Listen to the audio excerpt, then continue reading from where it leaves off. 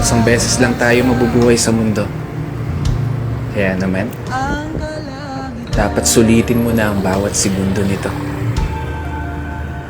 Gawin mo lang palagi yung mga bagay na tingin mo magpapasaya sa'yo.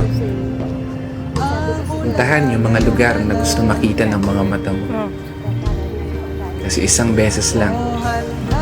Oo, isang beses lang. Tayo may pagkakataon dumaan sa kalsada ng buhay na hindi mo na mababalikan. Dahil habang tumatanda tayo, meron tayong isang bagay na malimit nakakaligtaan. Yun ay maglaan ng oras para sa sarili nating kaligayahan.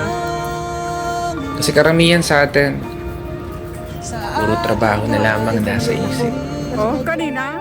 Sa pagtulog na lang dinadaan yung pahinga habang namamasyal sa panaginip. Pero kanina nag-walking ka. Paggising, trabaho ulit.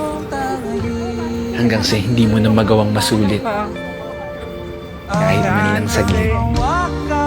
Yung oras